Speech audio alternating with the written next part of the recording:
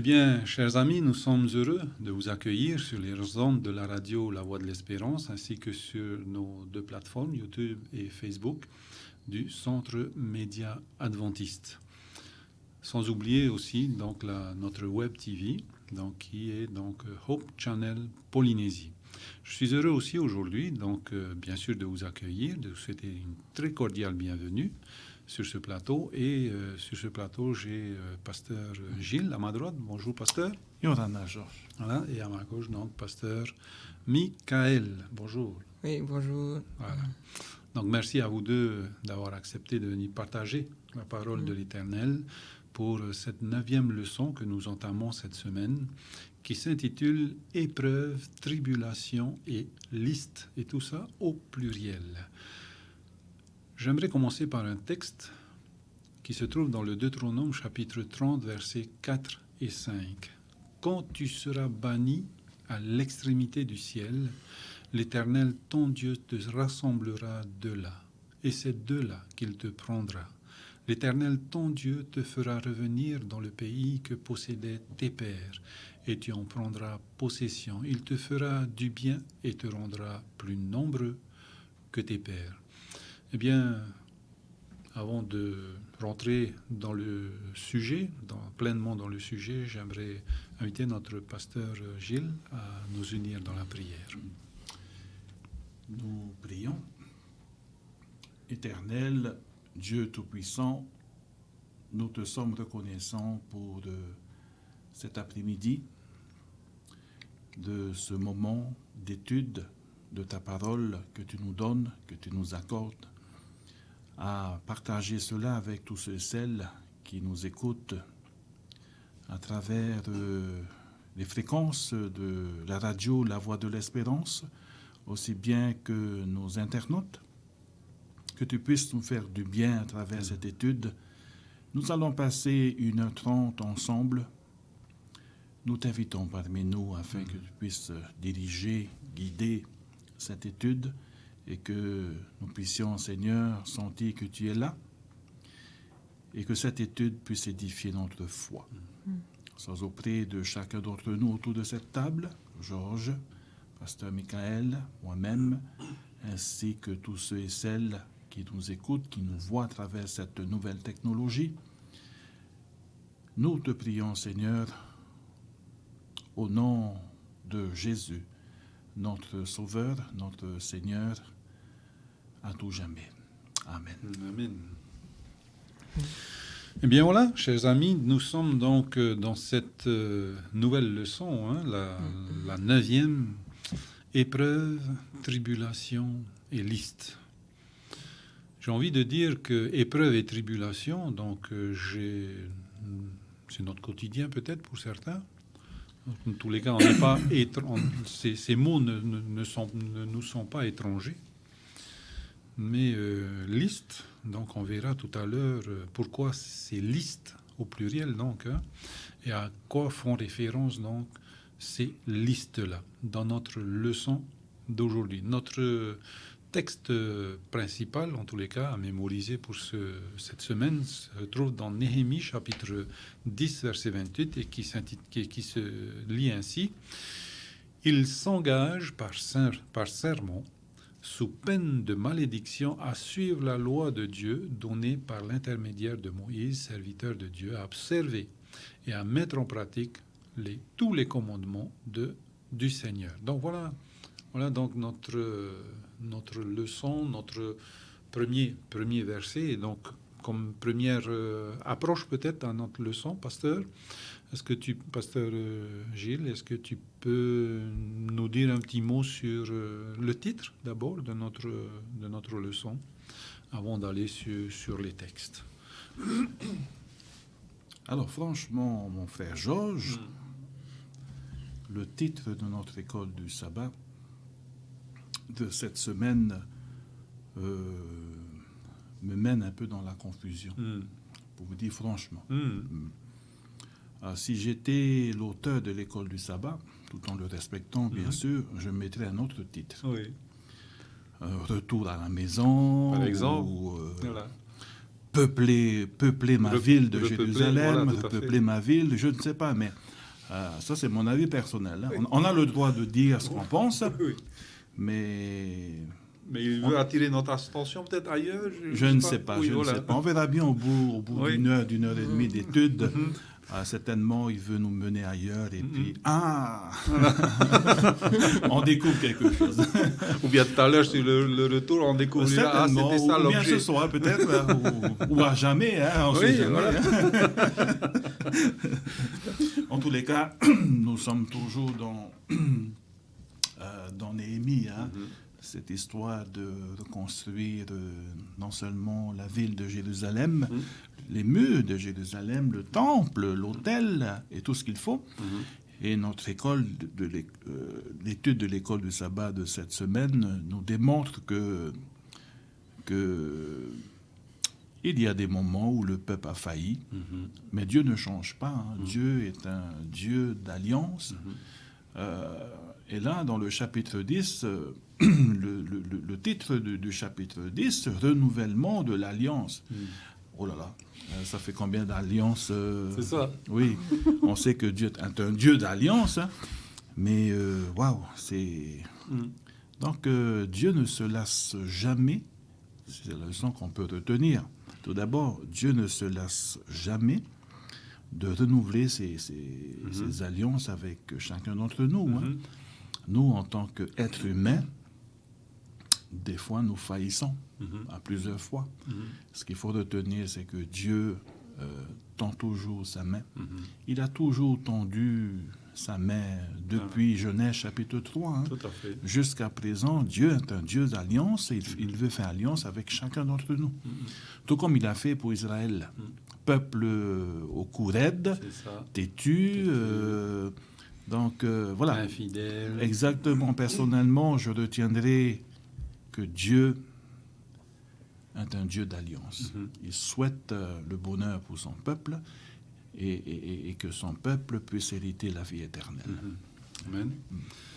Pasteur Michael, donc cette introduction, t'a aussi un petit peu désarçonné ou bien pour toi tu as trouvé naturel d'avoir ce titre-là, épreuve, tribulation et liste? Oui, c'est vrai que le titre, enfin, comparé au contenu que nous allons étudier au cours de cette étude, ne colle pas tellement avec le contenu. C'est quand j'ai lu ce titre, ça m'a plutôt fait rappeler en fait les leçons précédentes que nous avons vues. Lorsque le peuple d'Israël a rencontré des épreuves en allant à Jérusalem pour reconstruire, qu'il y avait les ennemis qui étaient aux alentours, qui tout d'abord voulaient les aider, mais ensuite qui voulaient les empêcher à reconstruire le temple. Du coup, là, on avait vu un peu les épreuves qui se sont passées. Tout d'abord avec ceux de l'extérieur. Ensuite, nous avons vu aussi les épreuves qu'ils avaient eues à l'intérieur même du peuple, avec les difficultés économiques que le peuple avait rencontrées pour payer les taxes auprès du roi. Et cette semaine, en étudiant la leçon, c'est vrai que je ne me suis pas retrouvé avec le titre. Je n'ai pas retrouvé vraiment d'épreuves que le peuple avait à surmonter. Ok. D'accord. Bon, voilà. Je pense que c'est un sentiment général. Oui, moi personnellement, je vous dis franchement, l'école du sabbat, je regarde tout d'abord le titre. Et puis j'imagine ce qu'il y a derrière. Voilà, mais là, franchement parlant, ça m'a mené nulle part. Et j'étais obligé de faire le contraire, d'étudier, rechercher tout d'abord, et puis faire sortir un titre. Et donc, voilà. Bon, c'est comme ça arrive. Hein. Ok, donc... Voilà, donc par rapport à ce titre-là qui nous a quelque peu interpellés. C'est peut-être à cause du blackout. Peut-être. Nous avons subi aujourd'hui un super blackout et nos machines ont souffert de ce blackout-là, mais nous allons continuer donc à servir le Seigneur malgré le blackout. Alors, on vient un petit peu sur ces listes-là. Je me souviens d'une histoire de Maxwell, Arthur Maxwell, qui disait, donc, il a rencontré une jeune fille et en discutant avec cette jeune fille-là, une enfant, il dit, qu'est-ce que tu préfères dans la Bible ? quelle partie de la Bible que tu préfères? Elle disait, eh bien, moi, je préfère les engendras. Hein, tout. Adam engendra, et voilà, je préfère les engendras. Il dit, mais qu'est-ce que c'est? Il n'arrivait pas à comprendre, c'est engendra. Eh bien, si, elle cherche dans la Bible, elle dit, voilà. Donc, toute la généalogie, et elle préférait les engendras. Alors que nous, quand on lit les engendras, on aimerait vite passer, et même on survole les engendras, hein, la généalogie.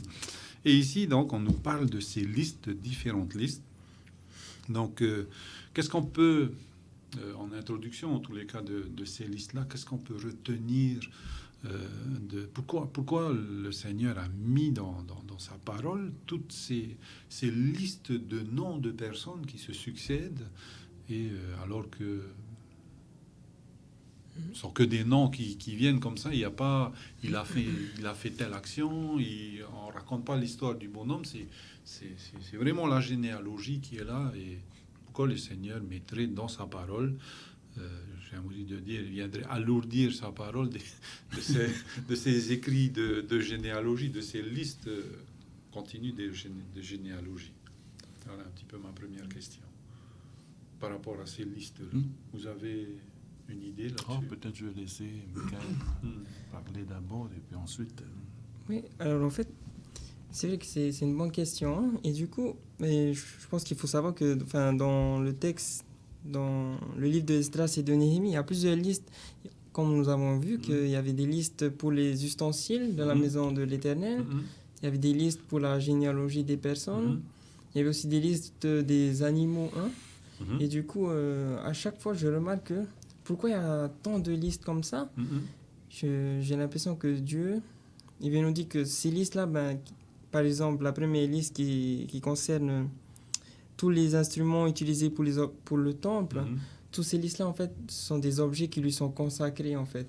Et quand il y a quelque chose que Dieu consacre, c'est quelque chose qui lui appartient personnellement.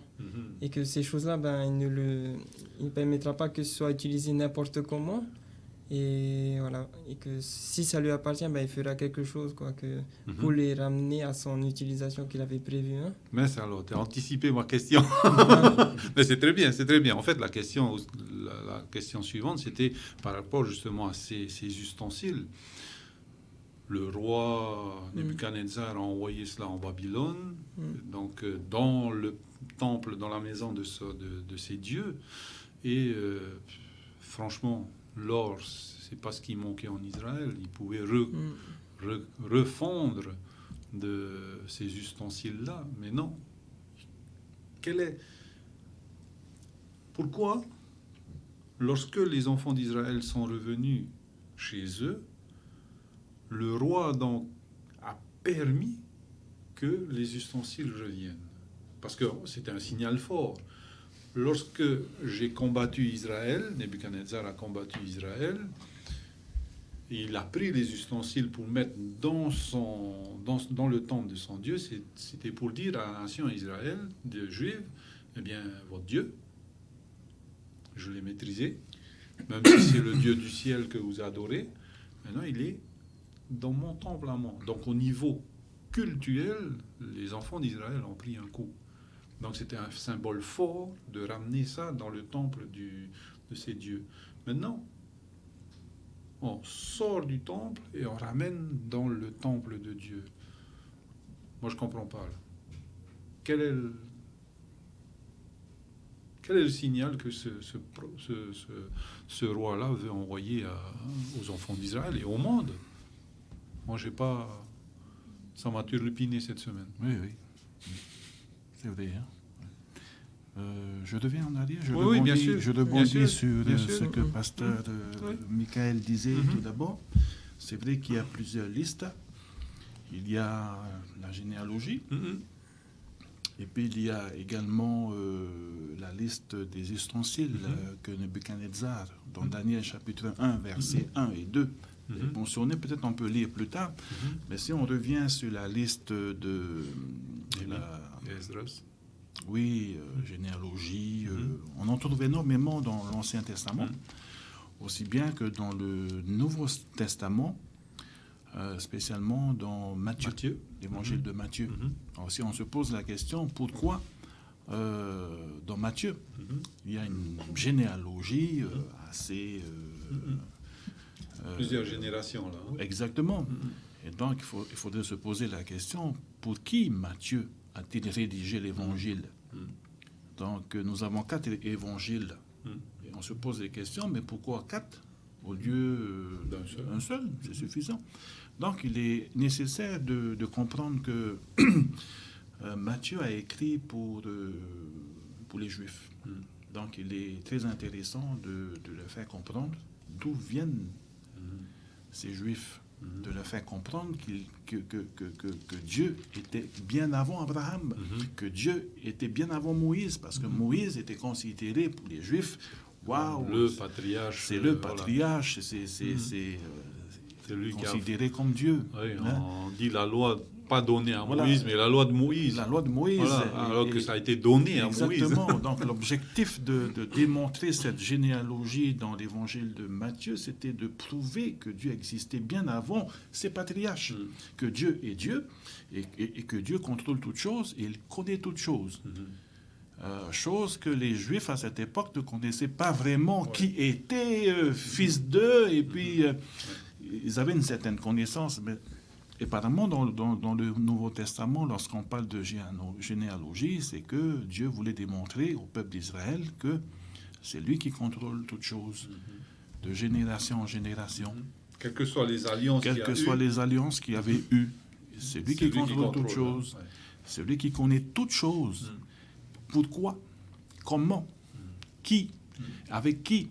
Donc, généalogie démontre que Dieu contrôle l'histoire du monde. Et donc, ça, c'est un point que j'aimerais développer. Et d'ailleurs, l'école du sabbat nous le dit très bien également, dans la généalogie. Et c'est vrai que c'est c'est ennuyant pour nous. Qu'est-ce que ces généalogies, ces informations m'apportent. Exactement. Voilà. Quelle est la morale?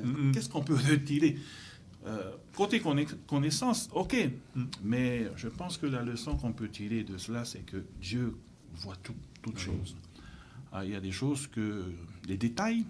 Parfois, on dit que Satan se cache dans les détails. Mais Dieu voit toutes choses.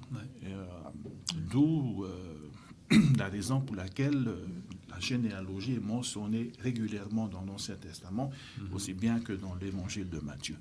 Donc voilà un peu la leçon que je pourrais retirer par rapport à la généalogie. S'il n'y a pas d'autres points, je pense que j'aimerais ouvrir une petite parenthèse par rapport à la liste des ustensiles. Si on revient à ta question tout d'abord. Mais sinon, on peut lire. On peut lire dans Daniel par rapport à la liste des ustensiles. Daniel chapitre 1. Alors, si vous avez votre Bible, chers amis, lisons dans Daniel chapitre 1, versets 1 à 2.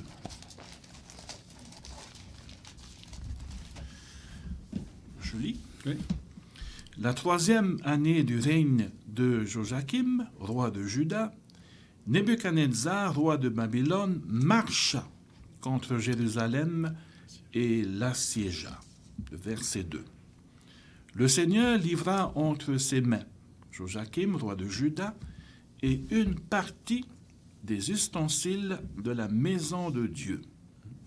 Nebuchadnezzar emporta les ustensiles au pays de Chiné, dans la maison de son Dieu.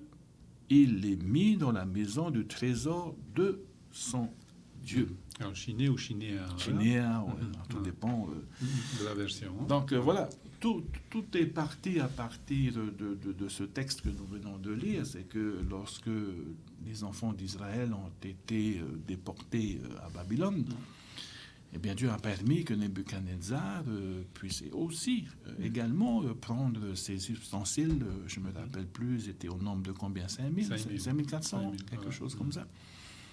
Mais on retrouve ces ustensiles dans le chapitre 5, il me semble. Pas ça, c'est bien ça? Esdras, chapitre 1, Oui, verset- aussi, même dans le chapitre 5, dans Daniel. Là. Ouais.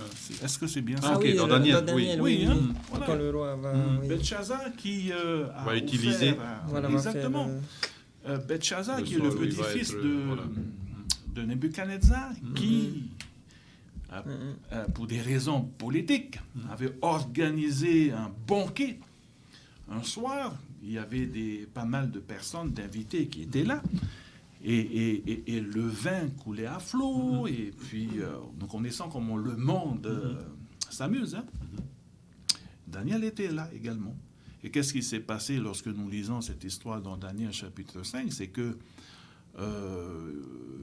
une main apparut sur un mur écrivant quelque chose. Ouais. Et on peut se poser la question, mais qu'est-ce qui a provoqué Qu'est-ce qui a provoqué cela? C'est le fait que Belshazzar avait utilisé les ustensiles Du temple du temple de Jérusalem. de Jérusalem. Ils ont utilisé ces verres, ces assiettes, ces verres, ces ustensiles pour démontrer quoi? En fin de compte, lorsque nous analysons la chose, Belshazzar, il voulait quoi? Il voulait prendre la place de Dieu, le Dieu du ciel. C'est ça. Mais comme il ne pouvait pas atteindre le ciel, humain comme il était, humain comme il est, Faut pas qu'est-ce aller. qu'il a fait? C'était symbolique de sa part C'est ça. d'utiliser les choses sacrées de Dieu que son grand-père Nebuchadnezzar a ramené de Jérusalem à Un Babylone. butin de guerre. Donc c'était un acte symbolique. Utiliser les ustensiles du temple pour des fins, comment dirais-je, abominables. C'est de l'abomination. C'est ça. C'est insulter Dieu. C'est vraiment de faire sortir Dieu de son trône. Et lui, c'est de prendre la place de Dieu. Et voilà que l'histoire nous dit que il y avait une main qui était apparue. Hein. Connaissant cette histoire, tu as été Pesé. compté. Compté. Peut-être on peut lire. C'est ça. Est-ce qu'on peut lire? C'est dans Daniel chapitre 5, je pense. Hein? Et il est intéressant, c'est C'est vraiment 25, que- je pense. En fait, dans le dernier chapitre 5, c'est vraiment le roi, Belshazzar, qui va dire « Emmenez-moi les ustensiles de voilà. Jérusalem Il aurait pu choisir d'autres. D'autres. Il aurait pu choisir d'autres. Pourquoi il a choisi celui de Jérusalem? Mais en fait, on se rend compte que en fait, Belshazzar, il avait 25. Pardon. Belshazzar, il avait quelque chose contre le roi contre le Dieu des Israélites, en fait. Hein? Parce qu'il connaissait l'histoire. Il connaissait ce que son grand-père il avait fait. Il connaissait ce qui s'était passé lorsqu'il avait eu ce songe et que Daniel est venu l'expliquer, qu'il lui avait dit l'explication du songe, qu'il y aura d'autres royaumes par la suite et que son royaume sera terminé. Et du coup, on comprend que ce Belshazzar aussi, il voulait pas que cela se passe en fait. Hein. Il a dit, c'est pour ça qu'il a dit d'aller chercher les ustensiles qui étaient dans le temple donc de son Dieu. On dirait symboliquement, hein, que je reprends comme tu disais, symboliquement en disant que en fait mon Dieu il est supérieur à votre Dieu. C'est ça. Du coup on dit il refait encore l'histoire de la conquête de Jérusalem en fait. Hein. Il est en train de lui dire ok mon Dieu il va encore rebattre votre Dieu, ça va pas se passer. Hein. Mon royaume ne va pas se terminer là. Voilà, c'est Tout ça. à fait. Hein. Donc, Tout à fait. usurper, donc je suis Dieu à la place de Dieu, et c'est pas seulement la tête, c'est tout le corps. Hein. Je vais régner, Babylone va régner éternellement. Hein. Donc, voilà, c'est un symbole fort. Hein. Et donc, c'est très bien. Et donc, Belshazzar voulait quoi? Il ne faut pas oublier qu'il était dans l'instabilité politique. Et donc, organiser un banquet de cette ampleur, l'objectif était de stabiliser Les alliances. des alliances, Voilà, tout à fait. exactement. Et le fait d'utiliser les ustensiles, on va dire sacrés, hein, on va dire sacrés, venant du temple, c'est pour dire, moi, je suis Dieu, hein. Voilà. Je suis Dieu, et puis qui me renversera? Qui renversera mon royaume? Je suis Dieu. Le fait de prendre ces ustensiles sacrés et de les utiliser pour pour des choses. Donc, c'était vraiment de dire, Dieu, mais qui es-tu? Hein? Et le verset 22, si vous permettez, frère Georges, le verset 22 dans Daniel chapitre 5, verset 22. « Et toi, Belchazzar, son fils, tu n'as pas humilié ton cœur, quoique tu susses toutes ces choses. » Il savait. Il était au courant. Il était au courant. Au courant de quoi? De la vie de son grand-père. Comment il a brouté Nebuchadnezzar. l'herbe. Comment il a brouté l'herbe. Comment il s'est repenti. Malgré cela,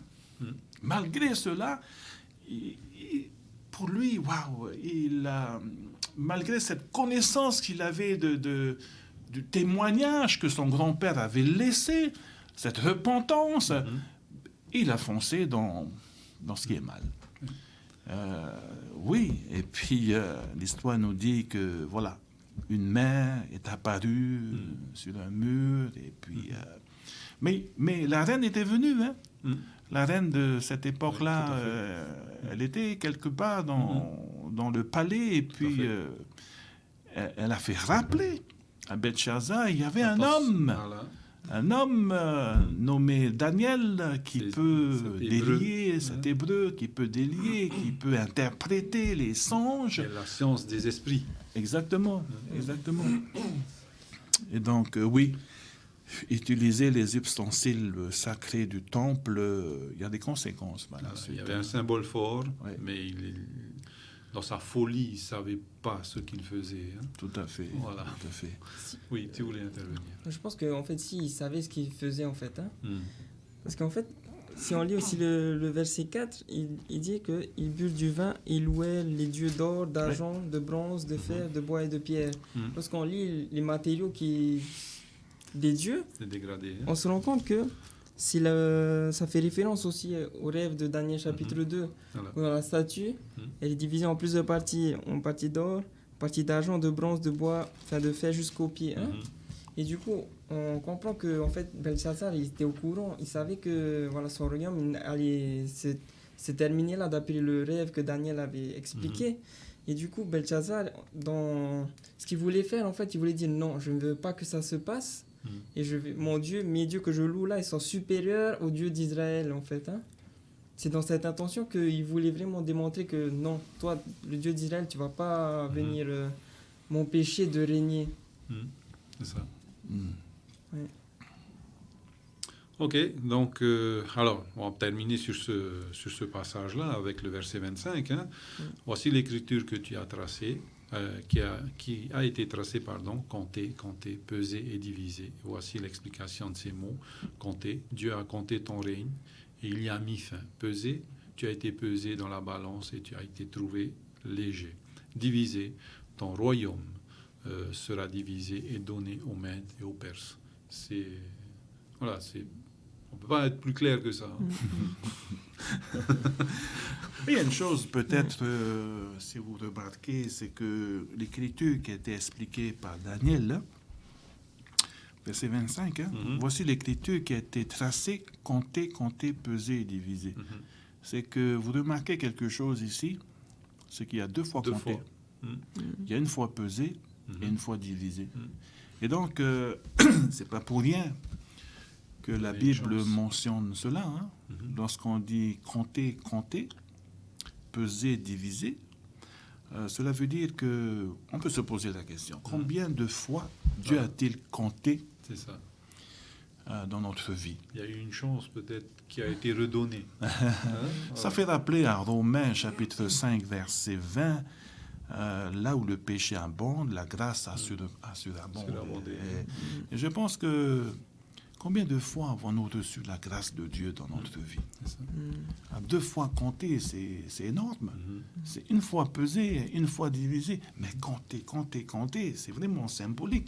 Combien de fois vivons-nous où Dieu nous a pardonné? Combien de fois avons-nous goûté à la grâce de Dieu? Est-ce que nous avons compté combien de fois Dieu nous a délivrés d'une situation catastrophique, difficile? Combien de fois avons-nous compté lorsque nous étions malades? Combien de fois Dieu nous a guéris? Est-ce que nous avons compté les bienfaits de Dieu? Est-ce que nous avons compté sa grâce sur chacun d'entre nous? Combien de fois avons-nous compté la grâce de Dieu dans notre cheminement de tous les jours? Et je pense que 2 fois, il y a le verbe compter, compter. Et pour Belteshazzar, je pense qu'il a fait l'expérience de la grâce de Dieu. 2 fois compter. Mais malheureusement, son choix de rejeter Dieu s'est confirmé en utilisant ces ustensiles sacrés du temple. Compter. Il a été pesé. Je pense qu'on est tous dans une balance, dans la balance divine aujourd'hui. On l'a pesé. On l'a trouvé quoi? Trop léger. Trop léger. C'est-à-dire quoi? Il n'y a pas de poids spirituellement parlant. Notre vie n'est pas en harmonie avec la loi de Dieu. Et aujourd'hui, nous vivons dans cette période de jugement. Avons-nous du poids dans cette balance divine? Est-ce que nous sommes Dieu est en train de nous juger. Et qu'est-ce qui va faire un contrepoids si nous sommes trouvés légers? Et je pense que c'est quelque chose à cogiter. Comment Dieu trouve-t-il le pasteur Gillot, Georges, comment il nous trouve dans cette balance divine? Sommes-nous légers ou et comment basculer? Est-ce que nous faisons le poids? Sinon, quelle est la solution alors? Tout à fait. Comment basculer? Comment avoir ce contrepoids? Tout à fait. Et je pense que chacun d'entre nous devrions méditer là-dessus.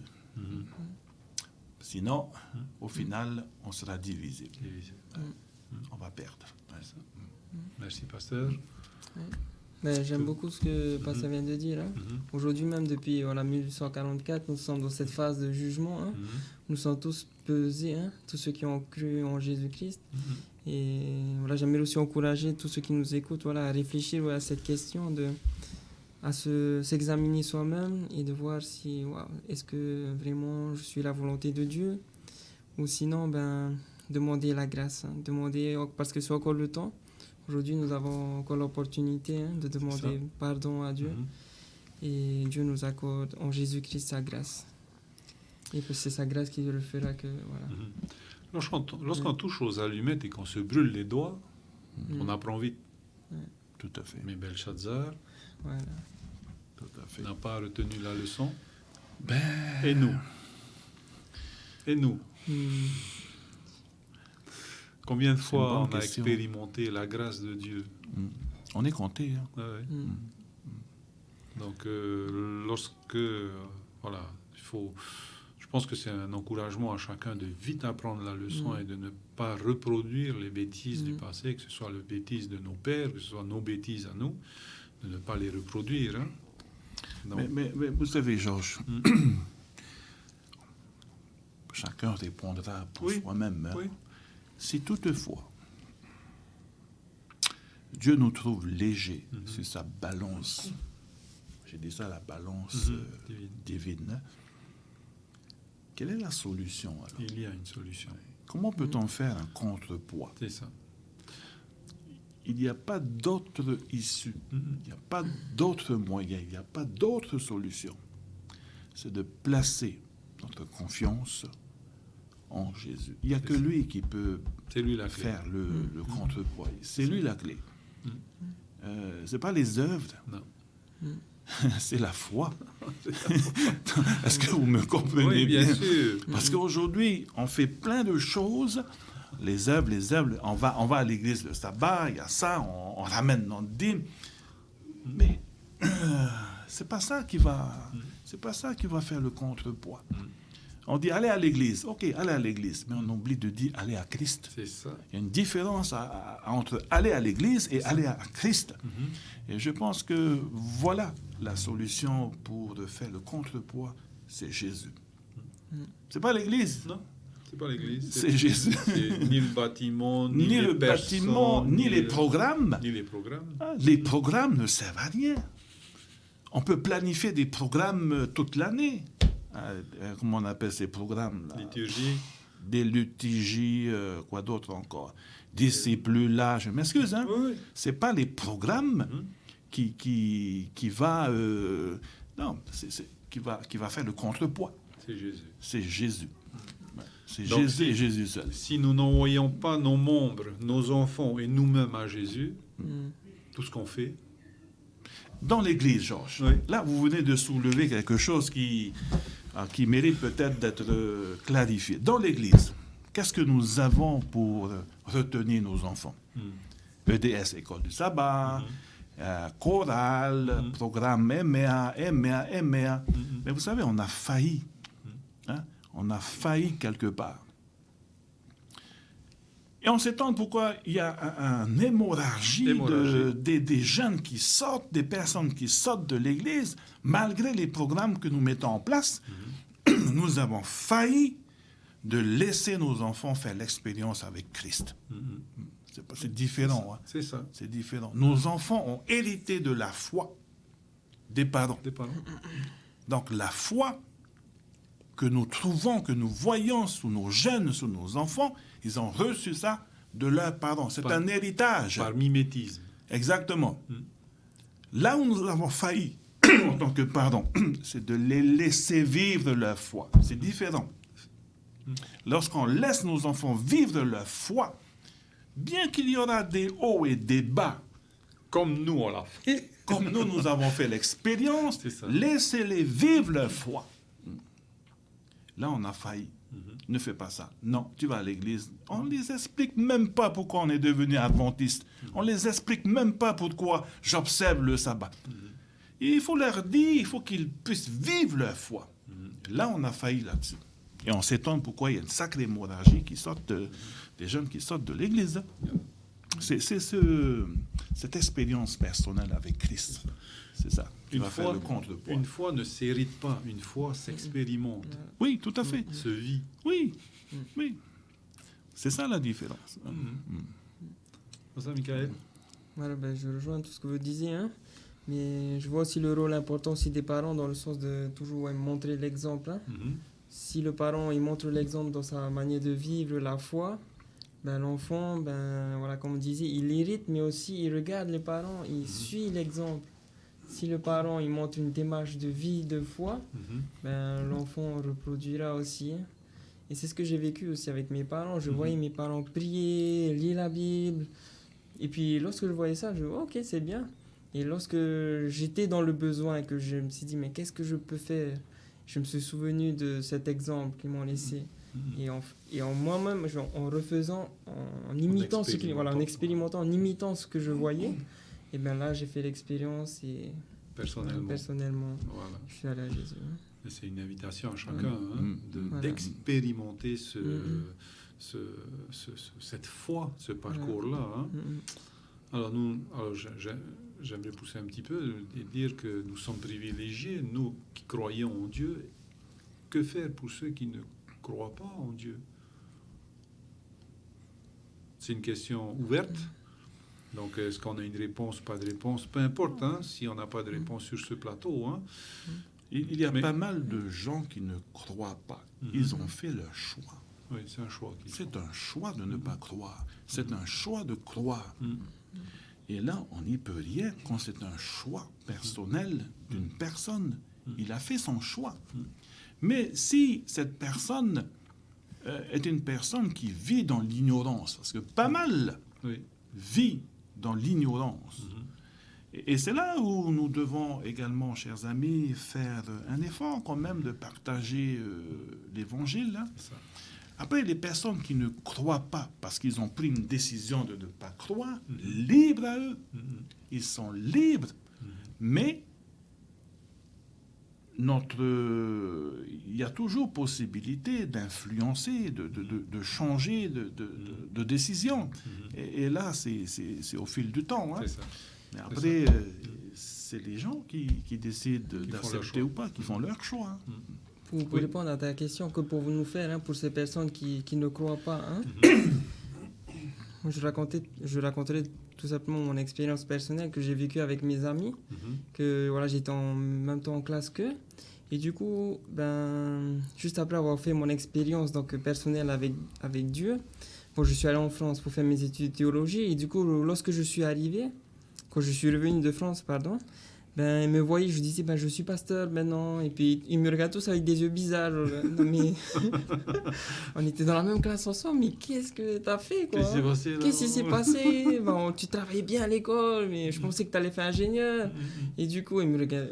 Je suis devenu quelqu'un de bizarre, quoi. Ouais. Et du coup, ben, je suis pas resté là. Ce que j'ai fait, c'est j'ai témoigné de qu'est-ce qui s'est passé dans ma vie. C'est ça. Et en témoignant de ce qui s'est passé dans ma vie, en racontant tout simplement comment j'ai rencontré Dieu, qu'est-ce qu'il a fait dans ma vie, ben, ils étaient intéressés. Ils ont posé d'autres questions en plus pour savoir, ah ben voilà, de quoi tu parles et tout. Et du coup, j'ai dit, ah ben si tu veux en savoir plus, eh ben, on va étudier ensemble la Bible. Et du coup, on a commencé à étudier la Bible et voilà, merci Seigneur. Tout à fait. Et ben, un encouragement que je pourrais laisser à ceux qui nous écoutent, c'est peut-être on ne sait pas comment on fait pour emmener des gens à Jésus. Mais je dirais tout simplement témoigner de ce que Jésus a fait dans ta vie. C'est ça. Raconter ce qu'il a fait. Hein? C'est ça. Comment il a transformé ta vie. Qu'est-ce qu'il a apporté dans ta vie. La joie, la paix, une espérance. C'est tout simplement ça. Hein? Raconter ce qu'il a fait dans ta vie. Voilà. Oui, c'est bien ça. Parce qu'il y a des membres d'église qui font des excuses. J'ai pas le don d'évangéliser et bien d'autres excuses. Tout à fait. Ça, c'est sûr. Mais tout le monde peut témoigner. Témoigner. Nous avons tous un témoignage personnel Voilà. à partager. Rien que ça, Oui. ça ferait une bombe atomique. Tout à fait. Oui. Après, maintenant, le témoignage. Aujourd'hui, on est devenu une église formaliste. On raconte des témoignages qu'il y a eu il y a 15 ans, il y a 20 ans. Non, je dirais, c'est bien. Aujourd'hui. Mais aujourd'hui, ton témoignage aujourd'hui, qu'est-ce que Jésus est en train de faire aujourd'hui dans ma vie? C'est ça. C'est ça. Parce que On donc devient- Jésus est intervenu que là-bas, loin derrière, il y a Et 15 ans. aujourd'hui, Et alors aujourd'hui, il n'intervient plus. Exactement, Voilà. exactement. Et c'est là où je redis que cette rencontre personnelle avec Christ, que ça soit un cycle, que ça soit toujours d'actualité, renouvelé chaque jour, aujourd'hui et demain. Et demain, je pense qu'il faut focaliser notre attention là-dessus. Parce que si on va toujours parler de témoignages personnels, ça fait 20 ans maintenant, et mais oh là là. Ouais, voilà, Et aujourd'hui? il faut une mise à jour là. Ah d'accord. Ouais. Alors tu disais, pasteur Gillot, hein, à juste titre, que le seul qui peut contrebalancer donc C'est Christ. ce poids léger, ce poids plume, super plume que nous avons, Un poids lourd. Hein. c'est Christ. Christ, c'est le poids lourd là. C'est ça, C'est c'est lui ça. qui va. Voilà. Et donc tu parlais aussi de choix, et dans Daniel 5, verset 22, donc, et toi, Belshazzar, son fils, eh bien, tu ne t'es pas abaissé, quoique tu aies connu tout cela. Il ne s'est pas abaissé. Un choix. C'est Donc, un choix. rester sur sa posture, C'est un sur sa choix. position, et ne pas... Et vous voyez la se courir, connexion, hein. exactement. La connexion entre les ustensiles. Dans Daniel chapitre 1, nous avons lu cela. C'est Dieu qui a permis Oui. à Nebuchadnezzar d'envoyer... De conserver aussi, de conserver peut-être. également. Voilà, parce que sinon, ça va C'est être, Dieu qui a... au vu des Exactement, nations. Hein. exactement. Dieu a permis à Nebuchadnezzar de les prendre et d'envoyer à Babylone. Et c'est là qu'on comprend mieux maintenant le pourquoi Dieu a-t-il permis cela. C'est pour l'amener. Et c'est à cause de ces ustensiles que Dieu a mis fin au royaume de Belshazzar. Donc, vous voyez comment les choses, comment l'histoire du monde se développe, se déroule, et on voit que c'est Dieu qui contrôle toutes choses. Et je disais tout à l'heure, ces ustensiles-là, c'est sacré, hein, ok. Mais on fait un ustensile à côté, c'est le même modèle, c'est la même chose, mais c'est pas la valeur symbolique aux yeux de tout Dieu, à c'est fait. pas la même chose. Voilà, c'est le même objet, Tout à fait. mais symbolique, c'est ce que ça représente aux yeux de Dieu, ça n'a rien à voir. Voilà. Ouais. Tu veux Après. intervenir. Oui, parce qu'il faut savoir aussi que d'où viennent ces objets-là. Hein? Lorsqu'on revient dans l'Ancien Testament, en fait, lorsqu'ils vont construire le sanctuaire, Dieu il va appeler son peuple à emmener des affaires personnelles pour C'est ça. consacrer à l'Éternel. Mm. Et c'est comme si en fait c'est un cadeau que le peuple d'Israël a fait à Dieu. Mhm. Et je pense qu'on ramène à nous aujourd'hui, c'est comme si un fils offre quelque chose pour son papa, un cadeau. Mhm. Et du coup, je pense qu'il y a aussi un attachement hein, C'est ça. que Dieu il a dit, ah ben ça c'est les Ouais. cadeaux que Mhm. les fils d'Israël m'ont offert, je ne permettrai pas que ces choses se soient profanées. Hein. Mhm. C'est un cadeau de mes enfants. C'est ça. Tout l'intervenir. Oui, je rejoins un peu cela. Mhm. J'aimerais repartir dans l'autre sens Oui. en retirant peut-être des leçons pour nous aujourd'hui. Le fait d'utiliser des choses qui appartiennent à Dieu, il aura toujours des conséquences. Si nous parlons de dîme, la dîme appartient à Dieu. Oui. En fait, toute chose Tout ça appartient à Dieu. bien tout. sûr. De la tête aux pieds, ça 100%. appartient à 100%, à 1000%, ça appartient à Dieu. Mais le sabbat également appartient à Dieu. Mhm. Et si nous faisons du sabbat un jour autre que plaire à Dieu, Attention. pour ceux qui connaissent, Oui. pour ceux qui connaissent la vérité sur le sabbat, Mhm. faites attention. Tôt ou tard, vous allez récolter ce que vous avez semé. D'accord? Donc, il n'y a pas que la dîme, il n'y a pas que le sabbat. L'euthanasie. Non. Est-ce que l'euthanasie appartient? Est-ce que la vie La appartient? vie. C'est un thème qui chauffe, hein, l'euthanasie. Hein. Oh là là. Je ne sais pas si on va pouvoir trouver une réponse à cela. Hein. Ça. Mais il y a plein de choses qui, si on utilise des choses qui appartiennent à Dieu, Voilà. L'euthanasie, Faisons. peut-être les dons aussi et les talents. les dons et les talents. Et Ah Dieu ouais. te donne des dons. Hein, Tu et- pas utiliser pour oui, n'importe quoi. tu les utilises pour glorifier, Voilà, là. pour se glorifier. Oui. Oh là là. Mhm. Ouais. Là, d'accord. Ok, donc merci pour cette belle revue, en tous les cas, par rapport à ces ustensiles qui ne sont pas que du métal, Oui. mais qui a un sens pour le Seigneur, et donc un lien avec notre vie chrétienne, le sabbat, les dons, les offrandes, la dîme, le temps aussi, hein, consacré ou pas au Seigneur. Donc, toutes ces choses sacrées, mais qui se transforment en bénédiction lorsque nous les accueillons avec joie, et peut-être aussi en malédiction lorsque c'est mal utilisé. Donc, attention avec les cadeaux que Dieu nous donne, la vie, la santé. Donc, Et même les enfants. hein. oui, Les enfants, c'est un prunelle de cadeau ses de Dieu. yeux. Oh là oui. là. Ils ne sont que confiés. Tout à fait. Confiés. Alors que c'est pas à moi. Hein. Voilà. Hein. Ok. Donc on va venir un petit peu sur ces listes de personnes donc qui sont venues donc en 3 vagues de Babylone. Donc qu'est-ce qu'on peut voir dans ces listes de personnes? On parle. Pourquoi c'était important pour Néhémie et Esdras de faire un recensement, un dénombrement donc de la population qui était sur place et qui est revenue de Babylone? Pourquoi c'était important ce dénombrement-là, ce recensement des listes? Pourquoi ça a été listé? C'est dans quel chapitre? Chapitre 2. Alors, nous avons dans le chapitre 7, verset 72, donc le reste du peuple donna 20 000. Oui, donna. Donc, ça c'était Chapitre pour les 7, dons. hein.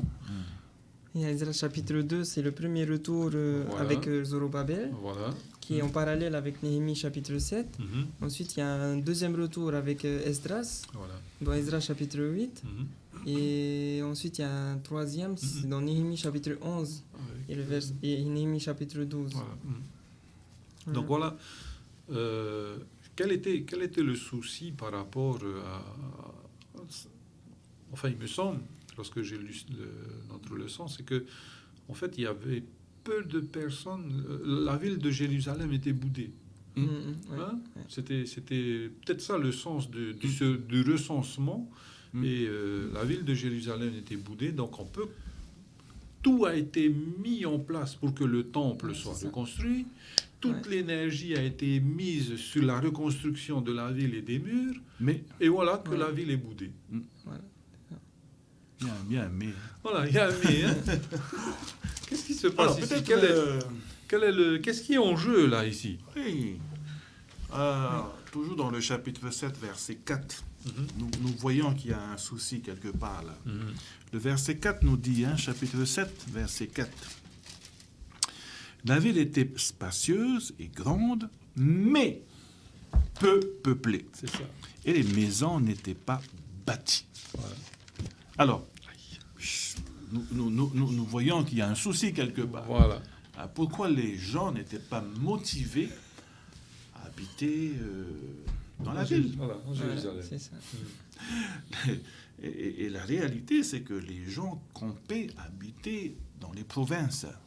Sur leur terre, les terres des ancêtres. Oui. Voilà. Il n'y avait personne, pratiquement personne, dans la ville. Une des raisons mentionnées ici, c'est que les maisons n'étaient pas Reconstruite. bâties. Voilà. Et le peuple était... Il n'y avait pas beaucoup, peu peuplé. Israël était peu peuplé. Hein. Bien qu'il y a eu 2-3 vagues, il y avait des Juifs également qui avaient décidé de rester à Babylone. C'était pas tout le monde qui voulait revenir. Mais il faudrait savoir que dans les provinces, ils avaient tout également. Ils avaient la terre pour cultiver, ils avaient... Subvenir à leurs besoins de tous les jours. Subvenir à leurs besoins dans la ville, il n'y avait même pas de maison. C'est après, c'est après que... Parce qu'en général, on est attiré par les lumières de la ville, mais là, il n'y avait pas de lumière. Là. Normalement. Il n'y avait même pas un toit où poser, un lit pour poser sa tête. Lorsqu'on dit vie, il y a de l'action, il y a vie. Mais là, normalement... Voilà, donc, c'était pas attirant. C'était pas attirant. Voilà. Et je pense que c'est une leçon aussi importante pour nous, parce que je regardais sur ce que Pasteur disait, il y avait très peu de gens qui sont sortis de Babylone pour revenir à Jérusalem. Aussi, oui. Et on se pose la question, mais pourquoi Voilà. Et du coup, lorsque on étudie l'école du sabbat, il y a un commentaire qui dit qu'en fait, ils ont trouvé, les archéologues, que en fait, lorsque le peuple d'Israël était à Babylone, ils ont commencé à avoir une meilleure vie, avoir de grandes maisons, avoir de grands terrains. Et du coup, il y en avait beaucoup qui ne voulaient pas laisser ce confort pour aller retrouver la ville de Jérusalem où il n'y avait rien, pas de maison. Et du coup, si on ramène aussi au nous aujourd'hui, si Dieu nous demande de quitter notre confort, d'aller là où il n'y a rien, est-ce qu'on serait partant? Je pense que ce monsieur-là, il a eu Une bonne bonne expérience de déménagement, avec les différentes mutations. Une fois, j'ai déménagé 7 fois, en une année. En une année. Catastrophique. C'est vrai ça? Non, Oui, 7 fois. Non. Quand j'étais devenu... C'est pas possible, ça. 7 fois. J'aime bien le chiffre 7, Oui. mais quand même... Voilà, les pasteurs sont appelés dans différents lieux, en tous les cas du champ, et ça peut changer après 5 ans, mais ça peut changer aussi après 2 ans, après 1 an, voilà. Donc il y a des mutations qui se font, enfin pas des mutations, oui, voilà, des changements. Des changements, j'ai oublié le mot à la place de mutation. Donc lui, il va bientôt vivre ça. C'est ça. Mais donc, je pense, oui, mais ce que je veux dire, c'est que lorsqu'ils ont été déportés à Babylone, il y a eu donc là, ils ont galéré, ils ont eu des épreuves et tout pour être accoutumés, acculturés. Donc, ils ont quitté les racines là-bas pour s'enraciner ici. Et maintenant qu'on est enraciné, on nous dit déracinez-vous et repartez. Aïe, Voilà. pardon. Voilà, tu voulais intervenir.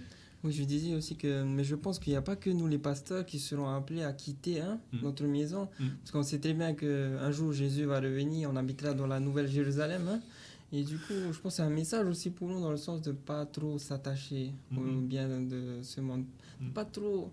C'est pas alors je sais pas comment, mais... je sais pas comment parce qu'on est attaché affectivement voilà, c'est ça. à la famille, aux voisins, parfois à un arbre qu'on a planté. C'est ça. Voilà, attaché à notre maison, attaché à notre voiture. Nos habitudes. Voilà, nos habitudes. Et je pense que, en fait, c'est un appel que Jésus avait déjà lancé. Si on revient dans les évangiles, lorsqu'il va dire à ceux qui allaient le suivre, si quelqu'un aime plus sa mère, son père, ou même sa maison, enfin, si on revient aussi aujourd'hui à sa maison, ses biens matériels, plus que moi, n'est pas digne de me suivre. Hein. Et je pense que c'est là la clé. Hein. Si on veut être prêt à tout laisser, il faut qu'on aime Jésus plus que tout. De tout notre cœur, toute notre force, toutes nos pensées. Si on l'aime plus que tout, je pense qu'il n'y aura pas de souci. Un jour, si Jésus nous dit viens, suis-moi. C'est encore la clé. Hein. Voilà. Et ben, On est on va attaché à réussir. des choses parfois futiles, hein, je vais le dire, hein, futiles, alors que le principal, c'est Jésus. Voilà. Je rebondis. Hein. Oui. Je sais pas, c'est peut-être la 4e fois que je prends comme exemple cette table. Oui. Je sais pas si vous vous rappelez. Oui. Vous avez au milieu de cette table, allez, on va dire la ville de Jérusalem. Personne ne voulait aller vivre à l'intérieur. Hein? Ils étaient dans les provinces. Il y avait d'autres personnes qui étaient restées à Babylone, vie aisée, une éducation autre que du judaïsme. Mais aller dans cette ville de Jérusalem, on se pose la question, mais pourquoi bâtir les murs, l'autel, le temple, et laisser la ville comme ça inhabitée? Il n'y a pas de sens. Il n'y a pas de sens. Pourquoi protéger cette ville alors que les gens sont à l'extérieur? Et puis, vous savez, j'aime bien comparer cette histoire avec la Nouvelle Jérusalem. Jésus a dit dans Jean 14 que votre cœur ne se trouble point. Il y a plusieurs demeures dans la maison de mon Père. Et c'est un peu cette image. Pour le moment, il n'y a pas de racheter vraiment à l'intérieur. Mais c'est lorsque... mais là, pour aller à l'intérieur de la ville, je dirais c'est un acte de foi. Pourquoi? Il faut faire comme Abraham. Quand Dieu dit, tu quittes ta famille, ton pays, va. Allez où? Allez où? C'est après qu'il a dit, tu vas là. Mais là, Dieu n'a pas dit, tu iras dans tel pays. Non, tu quittes toute ta famille. Et pour eux, pour ceux qui se sont installés tout autour de la ville, ils avaient tout. Ils avaient la famille, ils avaient la vigne, ils avaient le fabou, ils avaient la maison, ils avaient tout. Mais il n'y avait personne dans la ville. Quitter sa famille, quitter son boulot, quitter sa maison. Sa sécurité. Quitter sa sécurité, que ça soit sociale, que ça soit économique, que ça soit... Ça, c'est un acte de foi. Tout laisser tomber pour aller vivre à l'intérieur, c'est un acte de foi. Et je pense également pour la Nouvelle Jérusalem, le pays que Dieu nous prépare, nous a préparé. C'est un acte de foi de quitter ce monde et d'entrer dans la Nouvelle Jérusalem. Mais là, au temps de Néhémie, personne ne voulait. Ils avaient tout à l'extérieur. Et en plus, les maisons n'étaient même pas encore bâties. Oui. Et vraiment quitter leur confort, quitter leur job, quitter leur famille pour aller vivre à l'intérieur, ça, c'est un acte de foi, à l'instar d'Abraham, qui a quitté sa famille, son pays, pour aller dans un pays, Dieu n'a pas tout de suite montré. C'est après que Dieu a montré. Bien sûr. Et je pense que oui, c'est un exemple pour chacun d'entre nous aujourd'hui. Parfois, Dieu nous demande de démontrer notre foi. Certains ont quitté leur job pour devenir pasteur. D'autres ont quitté leur famille pour devenir adventistes, pour suivre Jésus. Et cette scène reflète vraiment notre cheminement personnel avec Dieu. Oui. Je le dis aussi, voilà, ça démontrerait aussi notre foi, mais aussi, je reviendrai aussi sur notre amour. Hein. Voilà, notre vraiment attachement à Dieu. Est-ce qu'on l'aime vraiment hein? Parce que je sais qu'aujourd'hui, dans ce monde, il y a beaucoup de choses qu'on aime faire, nos habitudes, des choses parfois qu'on sait qui ne sont pas bien, mais qu'on aime. Et du coup, je pense que Jésus aussi nous dit, est-ce que tu m'aimes plus? Est-ce que tu aimes ces choses plus que moi hein? Je pense que c'est une question de foi, mais aussi d'amour. Hein? Est-ce que je suis vraiment attaché à Jésus? Oui. Je reviens donc au texte d'introduction qui se trouve dans Deutéronome chapitre 30, versets 4 et 5. « Quand tu serais banni à l'extrémité du ciel, l'Éternel, ton Dieu, te rassemblera de là et c'est là qu'il te prendra. L'Éternel, ton Dieu, te fera revenir dans le pays que possédaient tes pères, et tu en prendras possession. Et il te fera du bien et te rendra plus nombreux que tes pères. Donc, la promesse, c'est de revenir à Jérusalem et de rendre plus nombreux. Voilà. Mais pour accomplir cette promesse, il faut cet acte de foi et cet acte d'amour. Oui. Sinon, à quoi ça sert de bâtir des murs, bâtir un hôtel de temple? Il n'y a personne. C'est vrai que symboliquement, ça représente Dieu, hein, mais il n'y a personne. Personne ne veut aller vers Dieu. Aller expérimenter Aller avec expérimenter Dieu. la Voilà. Nouvelle Jérusalem. Enfin, voilà. Et je pense que oui. Quelle histoire, hein? C'est ça. Terrible, là. Hein? Donc, ils étaient obligés Ouais. de tirer au sort C'est ça. le 10e, donc, voilà. 10, paf, le 10e, il vient en ville. C'est 1 sur 10. Hein? Voilà, 1 sur 10, il vient en ville. Le 9, le 10e, il vient en ville. Voilà, ils étaient obligés de faire cet acte-là. Pipiné, Pour- ouais, on avait Pipiné. On s'amusait bien aussi à pipiner avant. Hein. Et même Oui, pardon. le verset 2, il dit aussi le peuple bénit tous ceux qui se portaient volontaires. Voilà. Oui, bravo. Merci pour nous. Allez-y, on vous suit. Tout à fait, tout à fait. Donc, c'est bizarre. C'est bizarre. C'est bizarre, hein. C'est Voilà. bizarre. On construit une nouvelle maison et on préfère rester dans le jardin, on laisse la maison là et voilà, c'est... Et il y a aussi cet esprit de sacrifice. Hein? Ouais. Voilà. Ouais. Il faut sacrifier des choses. Ce peuple avait du mal à se sacrifier. Le peuple qui vivait dans les provinces, tout ça, ils avaient tout. Hein? Ils avaient une vie aisée, tout. Malgré la construction des murs, personne ne voulait vraiment y vivre. Hein? Alors, 1 sur 10, Pipiné. Voilà. Une congrégation, communauté que je fréquente donc aujourd'hui a toujours eu un dilemme. Voilà donc ce temple-là d'expression française dans un environnement polynésien, d'expression tahitienne. Je remercie le Seigneur, il y a une nouvelle génération qui arrive aujourd'hui et voilà, qui s'exprime en français. Donc il n'y a pas trop la barrière de la langue. Mais avant, il y avait cette barrière de la langue. Donc je remercie le Seigneur que voilà, et on commence à faire du travail avec ceux du quartier.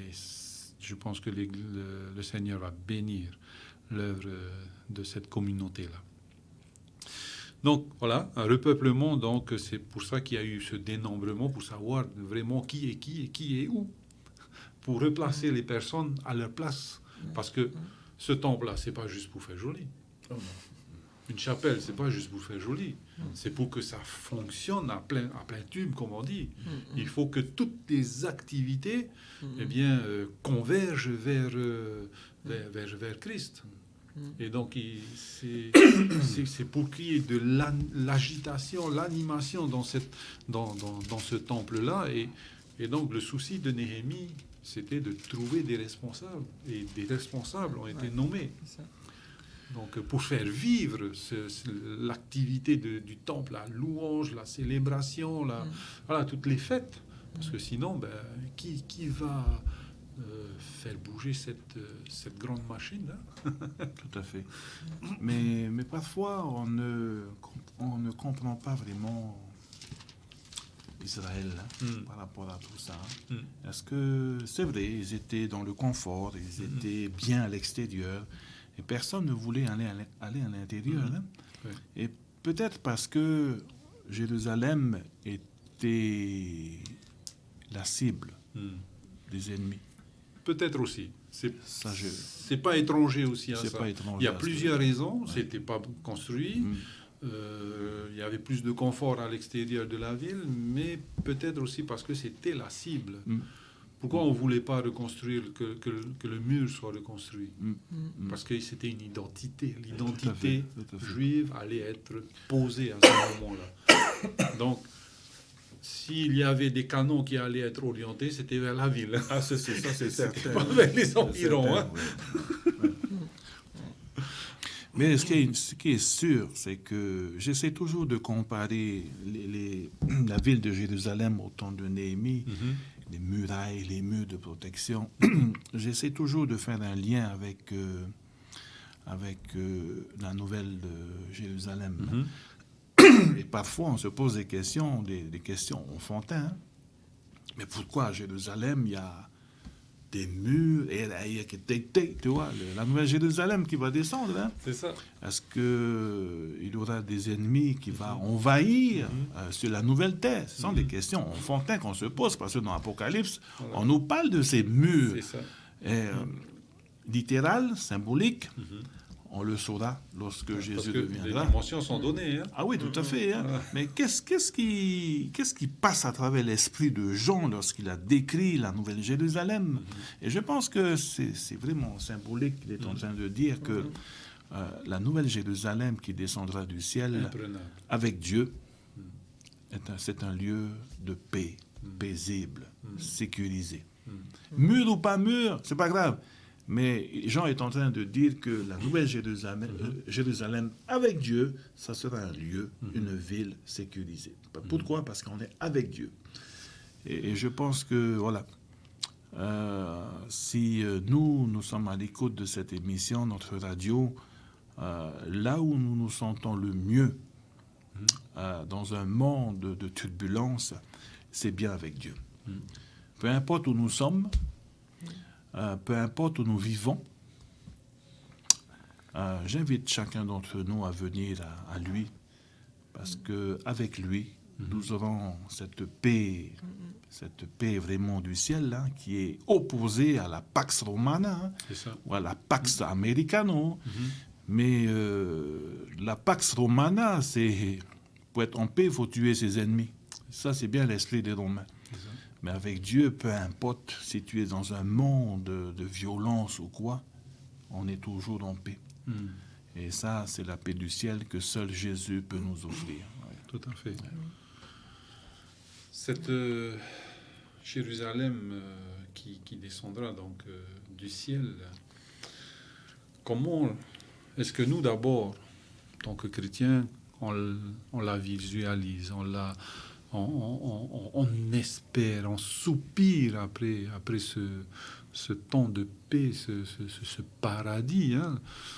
Et ça, c'est une question personnelle à chacun. Hein. Et comment on transmet ça à nos enfants pour qu'ils aient envie d'y aller?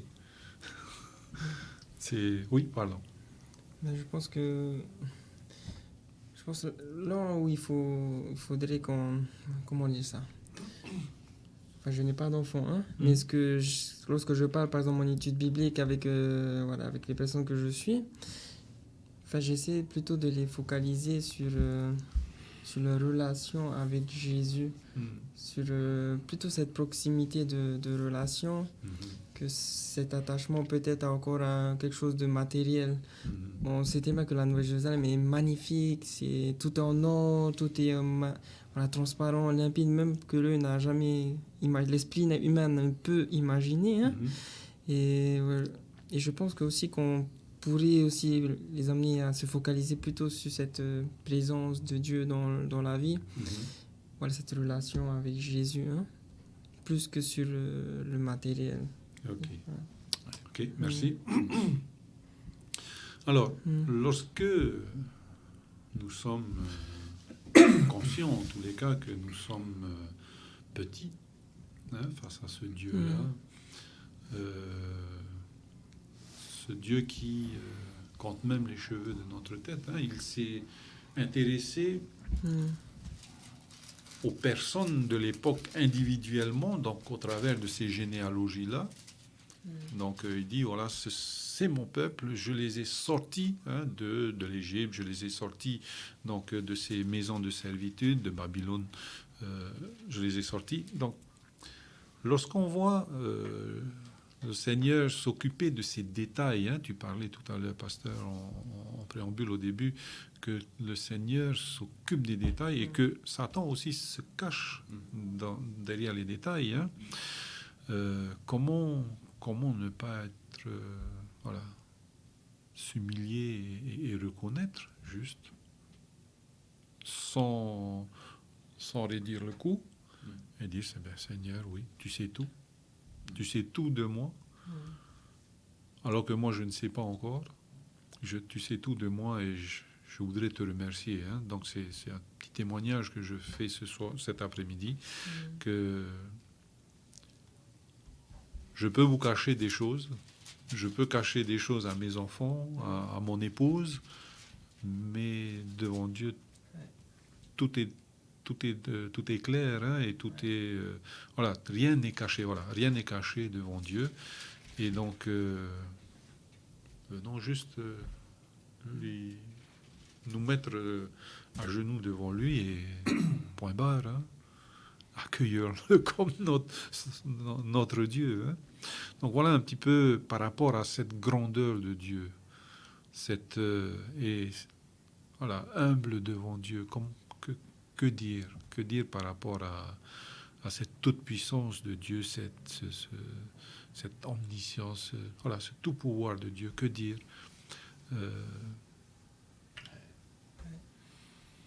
Si on n'a rien à dire, il faut rien dire. Hein. Aussi. Vaut mieux ne rien dire. Oui. Hein. David avait dit dans le psaume 8, il me semble, hein, il s'est écrié, je suis...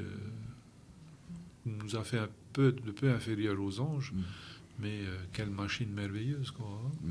Voilà. Il y a une chose que je remarque si on adopte un système d'études systématique, c'est que dans le chapitre 7, il y a eu un constat. Chapitre 7, il y a eu un constat. Personne ne voulait habiter dans la ville. Et le chapitre 8, on nous parle de quoi? On nous parle de la lecture solennelle de la loi.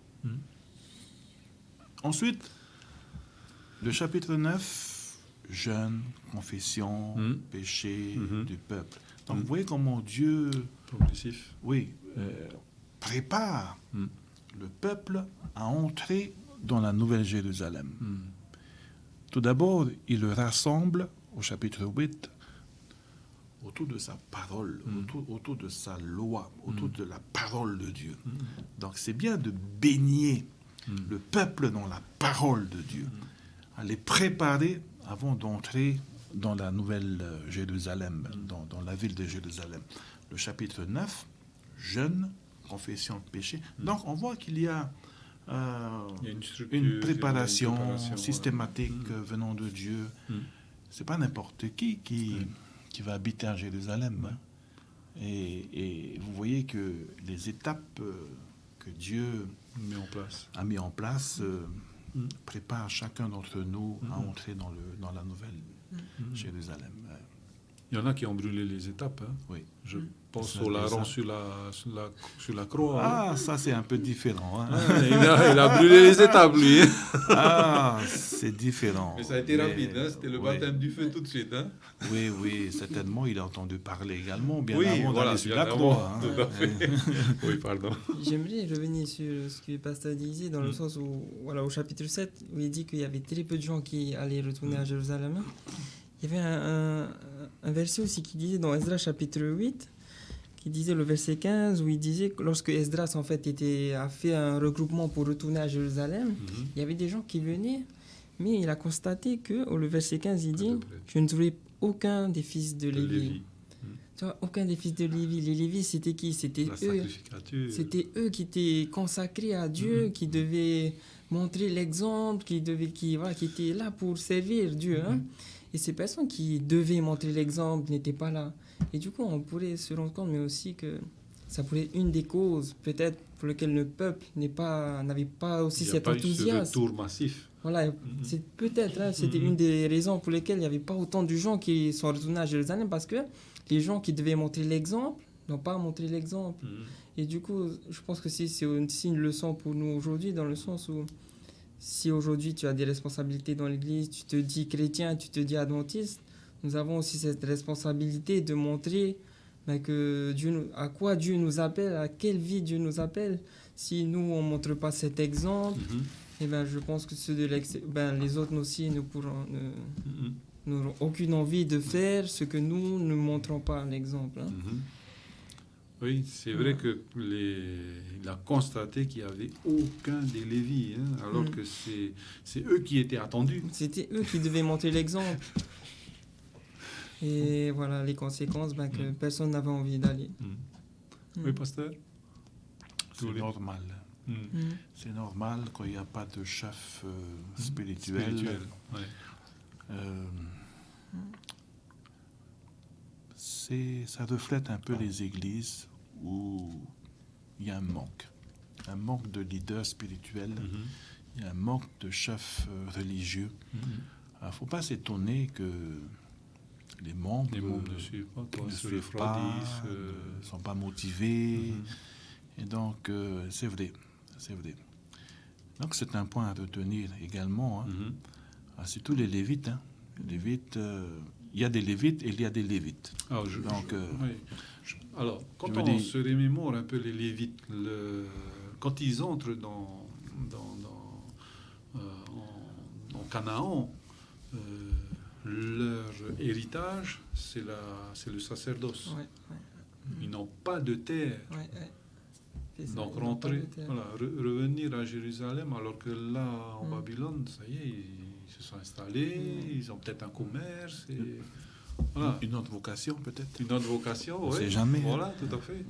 Donc, on peut aussi comprendre, peut-être pas excuser, mais au moins comprendre leur situation qui était meilleure ici que là-bas. Parce que là-bas, il faut tout reconstruire, il faut tout remettre en place et faire une réforme, faire...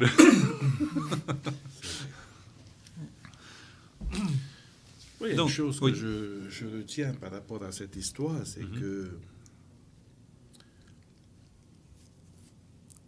ça ressemble un peu à la ville de Sade, Pergame également, qui a été construit, détruit, reconstruit, détruit. Et là, j'essaie de concevoir un peu l'amour de Dieu par rapport à cela. Jérusalem a été détruit. Dieu a appelé des hommes de foi, Néhémie, Esdras et bien d'autres, pour reconstruire. La ville, elle est prête, mais personne ne veut entrer. Et donc, vous voyez comment Dieu peut faire de cette ville de Jérusalem une ville, elle était morte, elle était détruite, et là, elle est prête, non pas à 100%, mais prête. Vous voyez comment Dieu fait les choses? Ça ressemble un peu à la création lorsque Jésus a créé le monde avec rien du tout, le néant. Avec rien du tout, il peut créer le monde. Faire exister. La matière. Avec Jérusalem détruit, vraiment rasé, en ruine, Dieu a pu reconstruire cela pour son peuple. Si on parle de relations brisées, relations cassées, relations détruites, donc on peut se mettre dans la tête que si Dieu a reconstruit Jérusalem, si Dieu avait créé le monde avec rien du tout, c'est que Dieu peut reconstruire ma vie également sur de bonnes bases. Et je pense que c'est une leçon qu'on peut retenir pour nous aujourd'hui. Si parfois on se sent désolé, désespéré, il n'y a plus rien, il n'y a plus d'espoir. La vie est fade. La vie est fade, on n'a plus rien dans la vie, on est rien de rien. Donc si nous plaçons notre confiance en Dieu, Dieu peut nous donner une nouvelle vie, une nouvelle ville, une nouvelle vie. Et c'est seulement en lui qu'on peut l'obtenir. C'est ce que moi je retiens pour le moment de cette histoire de la construction de Jérusalem. Bon, ce que je retiendrai de cette histoire, je reviendrai sur ce que le pasteur disait sur la ville qui était reconstruite, qui me fait penser aussi à la parabole du festin des noces, que le père a préparé pour son fils. Il allait appeler ses amis à venir participer au festin de noces. Mais chacun d'eux avait dit « Ah, désolé, j'ai un champ. Désolé, je me marie. Désolé, j'ai quelque chose d'autre à faire. » Voilà, j'ai des bœufs. voilà, je viens d'avoir un travail, je viens d'avoir une maison, je viens d'avoir une femme. Et du coup, je pense aussi à un appel que Dieu nous lance à travers cette école du sabbat, de revenir à la maison, de revenir, de se préparer à rentrer dans cette nouvelle Jérusalem qui va bientôt arriver. Et de ne plus vraiment de rester attaché à tous ces biens matériels, toutes ces choses peut-être qui nous empêchent de se préparer pour entrer dans cette nouvelle Jérusalem. Dieu nous invite à aller à lui par la foi et en nous donnant entièrement entre ses mains. Oui, donc c'est cette promesse merveilleuse de restauration, Oui. De cet exil, Oui. mais nous aussi, donc de restauration pour retourner à la maison. De ne pas rester à Babylone. Mais l'histoire de Daniel nous enseigne qu'on peut vivre de la foi à Babylone. Oui. Oui. Daniel, pendant le banquet, il n'était pas au banquet, il C'est était ça. ailleurs. Mhm. Il était où? À Babylone, À mais Babylone. pas au banquet. C'est ça. Donc c'est une histoire qui nous démontre qu'il est tout à fait possible. De vivre dans ce monde tout en gardant nos convictions de foi. C'est ça. C'est possible. C'est possible, tout à fait. Tout à fait. Merci pour ce rappel qui va de soi. Sinon, il n'y aura plus personne dans les grandes villes. Hein. Bah oui. Donc que dire des grandes villes aujourd'hui, justement, c'est ce que je voulais terminer un petit peu. Comment est-ce qu'aujourd'hui on sera plus attiré à aller à la campagne ou bien on sera plus attiré à aller dans les grandes villes? De moi? Peu importe. Alors, pour moi, Parce qu'à l'époque, ils n'étaient pas attirés à aller dans la ville de Jérusalem. Et aujourd'hui, oui.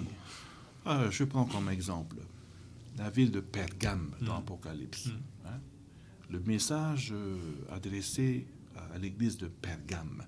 Si vous étudiez l'histoire de Pergame, et d'ailleurs c'est mentionné dans le message de Pergame qu'il y avait le trône de Satan. c'est ça, Il y avait le trône de Satan. Mais il y avait également des chrétiens. les chrétiens. Donc, même si la ville est une ville qui prospère, mais il y a quand même une face cachée. Et d'ailleurs, un de mes professeurs me disait toujours, Gilot, n'oublie jamais, dans une ville, il y a deux villes. Il y a Jérusalem, il y a Babylone. Et donc, oui, avec les exemples de Daniel, d'autres, de Paul, des chrétiens d'Éphèse, de Pergame, il est tout à fait possible de vivre de sa foi dans la ville. Sinon, qui va évangéliser les personnes dans les grandes villes? Tout à fait. Si tout le monde part dans les campagnes, S'il n'y a pas de témoignage. s'il n'y a pas de témoignage, qui va évangéliser? Non, restez là où vous êtes. Vivez votre foi là où vous êtes. Si vous êtes dans des grandes villes, sachez que Dieu a un peuple dans les grandes villes. Si vous êtes dans une petite ville, Dieu a un peuple partout. Et Dieu compte sur chacun d'entre nous pour témoigner de son amour aux habitants des grandes villes. Restez là où vous êtes. Vous serez protégés, vous serez bénis, et la ville sera bénie par votre présence. Oui. C'est vrai que c'est un sujet aussi vraiment qu'on pourrait aussi approfondir lorsque dans le message d'Apocalypse, ou du deuxième ange, lorsqu'il disait « Sortez de Babylone », si je ne me trompe pas. Mon peuple. Hein. Et du coup, on peut se dire, mais est-ce qu'il faut sortir donc des villes, il faut aller dans les campagnes? Et je pense que qu'on pourrait voir dans le message plutôt dans le sens spirituel, dans cette Babylone spirituelle qui apostasie, hein, le sens qui t'empêche du système, qui, au lieu d'emmener les personnes vers Jésus, ben, les emmène vers quelque chose, vers quelqu'un d'autre ou vers d'autres choses. Et du coup, c'est un message aussi plutôt de sortir de tout ce qui nous empêche d'aller à Jésus. Hein. C'est pas de sortir d'une ville physiquement, mais plutôt ce qui nous empêche spirituellement d'aller à Jésus. Hein. Voilà. Parce que les amis aussi, les compagnons aussi de Daniel étaient à Babylone, mais ils n'ont pas fléchi le genou. Hein. Donc ça démontre qu'on peut vivre notre foi à Babylone. C'est ça. Il y a, comment il s'appelle, Élie qui a fui devant la reine non, Jézabel. Oui. Et il dit, ben, je suis resté moi seul. Non, il y a 3 ou 4 000 qui n'ont pas fléchi le genou. Voilà, donc dans la ville, c'est possible de vivre sa foi. Donc nous allons venir maintenant sur le mot de la fin, un petit mot de la fin. Après ça, être un pasteur. Oui. Alors, moi, ce que je retiendrai voilà, de cette leçon que nous allons étudier, c'est que Dieu nous appelle aussi à retourner à la maison, de retourner à Jérusalem, de retourner à lui. C'est-à-dire de ne pas... S'il y a des choses qui m'empêchent d'aller à lui, s'il y a des choses que, voilà, on sait que ça m'empêche de passer du temps avec lui, qui m'empêchent d'aller à l'église, ben Dieu nous appelle aussi à laisser ça. Hein. Okay. Parce que si on ne fait pas ce choix de laisser ça, ben on n'entrera pas dans la nouvelle Jérusalem avec lui. Dieu nous appelle à revenir à la maison. Ouais. Pasteur. Il y a tellement de choses, hein?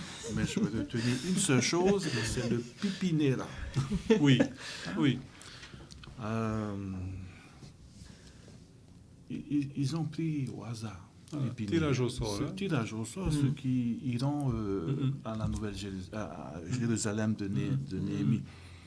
Heureusement que dans le ciel, pour aller au ciel, il n'y a pas de pépinière. D'accord? Pour aller au ciel, il y a un seul chemin, c'est Jésus-Christ. La foi. C'est ça. La foi en Jésus-Christ. Ok. Voilà. Merci. Il y a pas, Dieu ne va pas tirer au sort. Hein? Toi au ciel, toi ailleurs, non. Si tu le veux, à tous ceux qui nous écoutent, si vous voulez entrer en communion, entrer dans la ville, la vie éternelle, ça se trouve en Jésus-Christ. Et pas la foi seulement. Oui, tu voulais intervenir encore? Non? Ok. Eh bien, je voudrais remercier, mais vraiment remercier nos deux pasteurs qui ont cheminé. Hein, c'est vraiment le on n'était pas sûr. Hein? Oui, voilà, on ne savait pas. Avec avec un titre pareil qui aurait pu nous désarçonner définitivement. Eh bien non. Non, le Seigneur a pu nous guider dans cette étude, dans ce partage de sa parole. Et je voudrais vraiment remercier nos deux pasteurs qui ont donc partagé ce pain de vie avec nous aujourd'hui. Et donc nous puissions en être bénis. Un rappel pour nous, vous pouvez réécouter donc cette émission en allant sur les deux plateformes YouTube et Facebook du Centre Média Adventiste. Et pour une réécoute pour vous, pour Sabbat peut-être. C'est difficile. Et même pour la vie.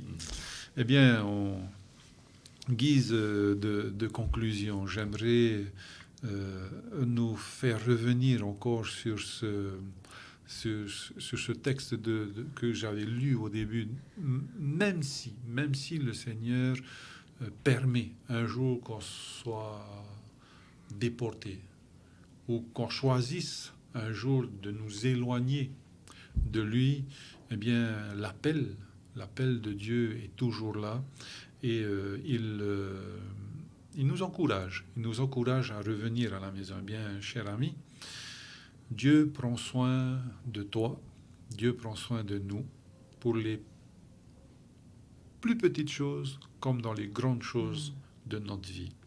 Il veut que nous soyons ses partenaires de vie. Il attend de nous que nous le consultions.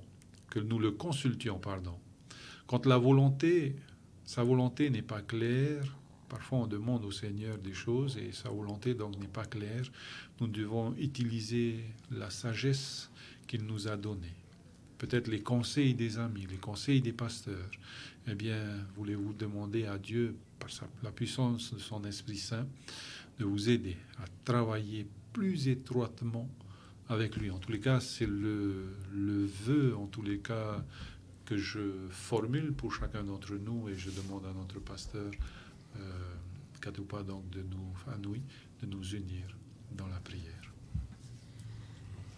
Seigneur notre Dieu, merci pour ce moment d'étude autour de ta parole qui nous montre encore, Seigneur, combien tu es un Dieu qui nous aime, combien tu es un Dieu qui prend soin de nous dans les grands comme dans les petits détails de notre vie, Seigneur. Et merci parce qu'aujourd'hui, tu nous rappelles que tu nous appelles tous, Seigneur, à revenir à toi, à revenir à la maison, Seigneur. Et je te prie pour tous ceux qui nous écoutent, Seigneur, tous ceux qui nous regardent. Je te prie de les bénir, Seigneur, et Père, encore de nous rappeler, Seigneur, de nous appeler chacun de nous personnellement à venir à toi, Seigneur. S'il y a des choses qui nous empêchent d'aller à toi, Seigneur, que nous puissions, par ta grâce, Seigneur, les délaisser et venir à toi, Seigneur.